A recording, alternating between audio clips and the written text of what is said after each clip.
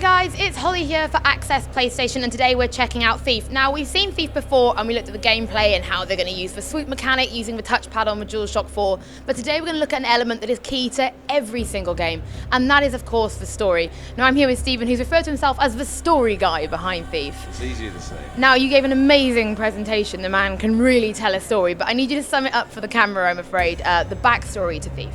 Okay, I'll try really quickly. So Thief is a first-person adventure that tells the personal story of Garrett. Some years ago, he had a protege, a young girl called Erin, that he tried to teach to be like him, to be a master thief. But Erin has a very different kind of spirit, and she tends to kill, whereas Garrett's always said that killing is an extreme measure, that, it should be a last resort. So they split.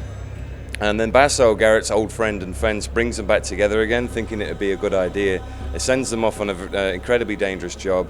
Erin now has this cool claw tool thing, and she kills a guy. Garrett's sort of furious about that, so he makes a choice, and to stop her from killing again, he steals this claw. But something goes horribly wrong. Erin falls, and she can't save herself because Garrett took the claw, and she dies. Garrett falls too, and he's knocked out. When he comes to and opens his eyes, he's come back to the city. Something's weird. The city's changed. The people are being oppressed by the Baron and the Watch. They're gathering behind this charismatic man known as Orion. So he's come back to this political storm. Something feels odd, and when he sees Basso, he discovers that he's been away for a year. And this is where this big mystery starts to unravel as Garrett walks the line between politics and the people, and realizes that, something more mysterious is going on, and this is what the player is going to unravel with him. Now, obviously, it's first-person games. As Garrett, how are you trying to learn about this character? What challenges do you face, and so how do you go around the world? How do you know what's going on in his head? And as a writer, where are the challenges in that? Well, Garrett is the challenge for this game because, when I first sat down with him and said, okay, Garrett, let's talk about what we can do, and it's like, do you like people? You don't like people, huh? Do you talk to it? No, you don't talk. So what about room for improvement? Oh, you're a master thief, so you're good at everything. But then there is something Garrett's not that good at, and that's people, the personal relationship. But at the same time, I don't want to compromise his character because the way that he deals with people is part of his charm. So we decided that, we throw big jobs at him and amazing challenges. That's what kind of drives a master thief. He's always looking for the next big job.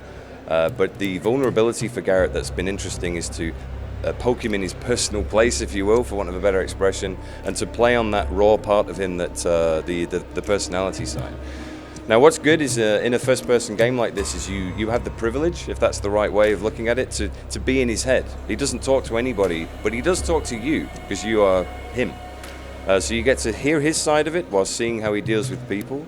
And of course, any good Thief game is going to give you the opportunity to sneak through the world and hear a lot of things that you shouldn't hear and see a lot of things that you shouldn't see. So there's lots of different ways that the player gets the story across in the world and the narrative intentions. It's a lot of fun.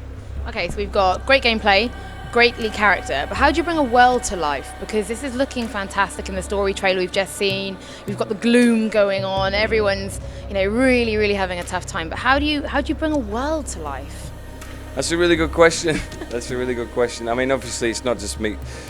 From the story point of view, obviously, the inspiring thing there is if you get a great story and a very compelling driving narrative, there's all the guys back in the studio working super hard to do the other side of this. The art looks amazing, from the concept, the audio, even the level design, the spaces that the player plays in, to try and bring this world to life. It's been a challenge, but a good one. As you play the story, you keep coming back to the city, and the city's almost like a character in itself. So we've tried to affect it so that as you go through the world, with the riots, the people becoming restless, as it sort of gets reflected through the city. So all these different elements are, we're trying to make it feel like things are happening, like this place. In many ways, Garrett thinks of the city as his own. So we wanted the player to sort of connect and have that similar sort of response. Obviously, story is a huge element, but is there ever any compromise between story and gameplay? And do you ever have to sit down with the gameplay team and have a bit of a fight because you think this should happen and they can't make it? We love each other. No, I'm actually, seriously, I think that narrative and gameplay have to work together. It's kind of what my job is. As narrative director, what the hell is that? I'm not sat at a typewriter, the guys do the lion's share of the writing. I spend a lot of time world building and trying to trying to keep it cohesive and work with art and say, you know, in terms of the architecture and where things get placed to try and support the art director for that. So basically, yeah, it's a symbiotic relationship, or it should be. It's a game. It's not a movie. It's not a book. I've always understood that. So, trying to tell a good story in a game, I don't want to get in the way of the player. You've got to be able to play the game and then sit back and be able to see, you know, some of the story, and then to get back into the game. It's an interesting balance that, you know, game developers have to do these days, especially as games get these bigger stories and these bigger productions now. There you go. Thank you so much for your time. I really appreciate it. There we go, guys. Taking a look at the story and how it's all coming together. Hopefully in the next few months we'll be able to see it all working perfectly. But for now, you guys can stay tuned to a YouTube channel. We have even more videos from Gamescom.